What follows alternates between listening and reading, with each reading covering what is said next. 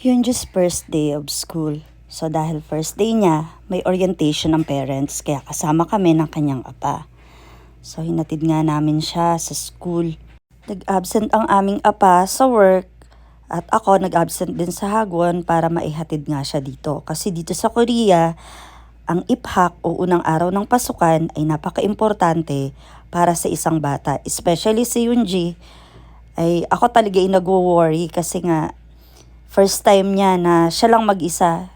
Nasanay kasi siya, nakasama niya yung mga kapatid niya doon sa Urinichib or daycare sa Pinas.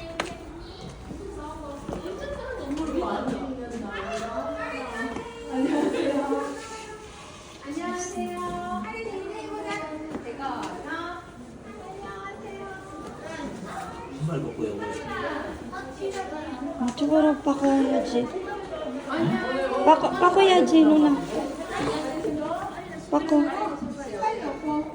이쪽으로 올라가. 여기는 말고 지치 있잖아. 이쪽으로.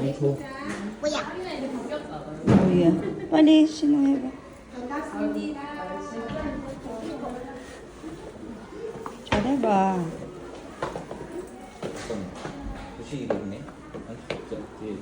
Sa gym ginanap yung orientation. So, eto na nga, may pictorial din sila with the principal at ng director ng school. Ito yung second day ni Yoonji. Umuulan ito, kaya may payong siya. Nung third day naman, malilate na kami, kaya takbo siya ng takbo. Sobrang pagod ko niyan. Nung fourth day naman, sa dami ng daladala namin, may baon pa siya. So, hinatid ko na siya doon mismo malapit sa classroom nila. Nung fifth day naman, sobrang aga namin. So, ayan, may paganyan pa siya. So, that's the first week of Yoonji in school. Thank you!